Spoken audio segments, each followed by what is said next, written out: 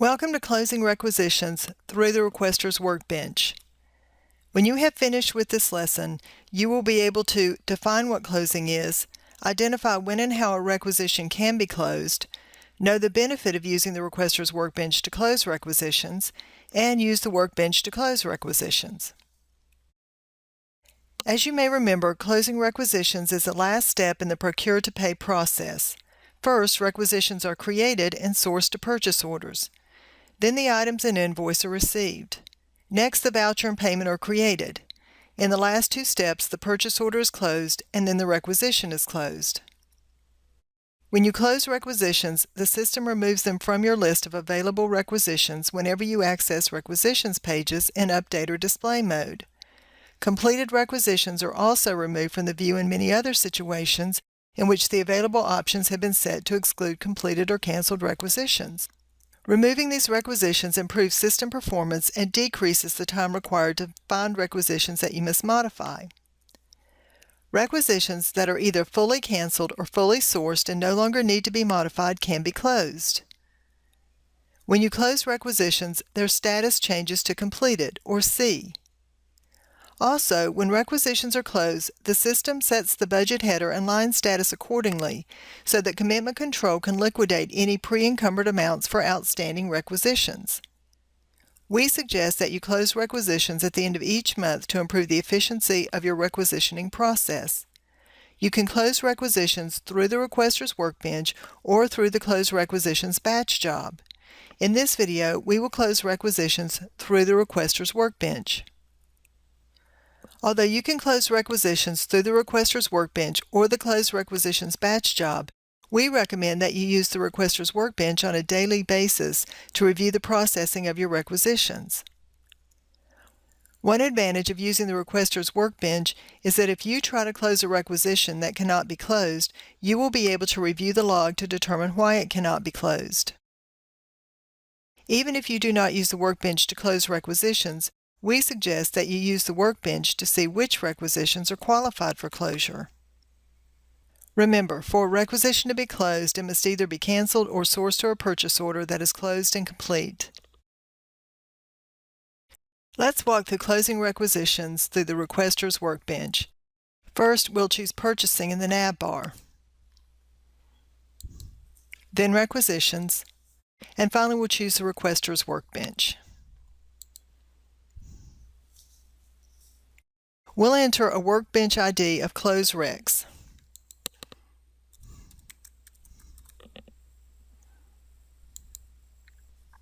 In the search criteria, we'll enter January 1st, 2017 to December 31st, 2017.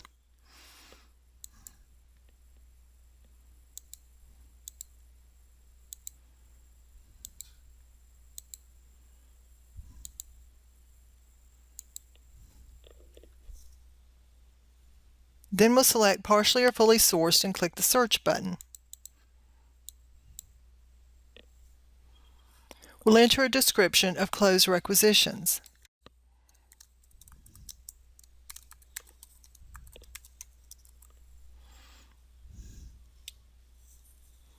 Out of the listed requisitions, we want to see which ones are ready to close, so we'll click the Select All link. Then we'll select the Close button.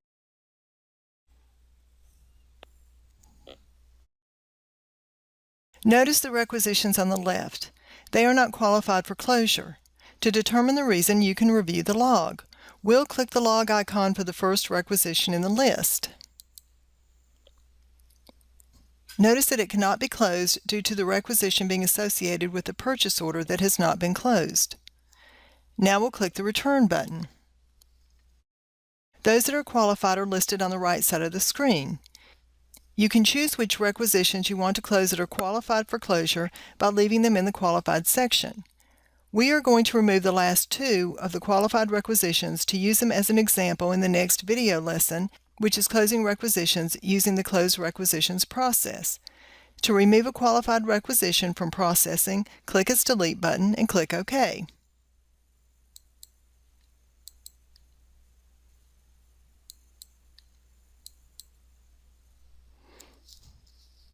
The accounting date for this closure will default to the current date.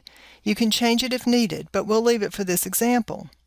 We'll click the Yes button to proceed with the close process for the requisitions on the qualified list.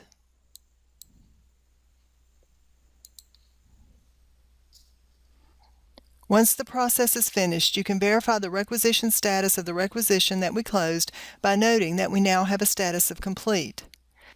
Remember, after you run the close process on requisitions, the budget flag will get reversed so that it says Not Checked. Budget checking must be run so that any remaining pre-encumbrances can be relieved. Let's go ahead and save this search so that we can do it later. You can wait for the scheduled batch job to run if you wish.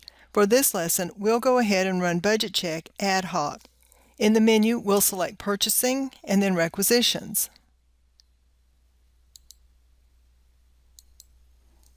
Then Budget Check.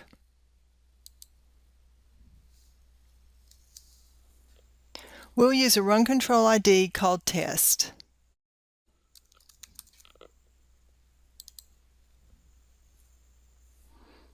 We want to budget check requisitions 500,690 and 500,695. To do that, we'll enter requisition ID range, and here we'll enter requisitions 500,690 through 500,695. We'll enter budget check as our description. Then we'll click on Process once and click Run. We'll click OK. Then we'll go to the Process Monitor to view the results. We'll periodically click the Refresh button. Once we get Success and Posted, we'll open the nav bar and click on eProcurement.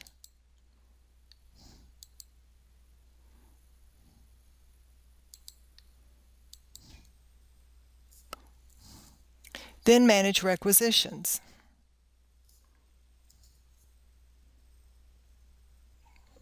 First, we'll clear our fields.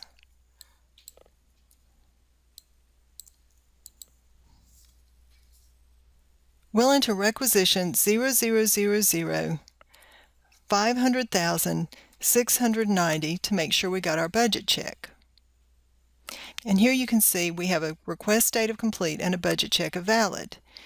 If you close several requisitions at once, you can drop down the request date and simply click Complete and click Search, and you'll get all of your closed requisitions that are in a complete state.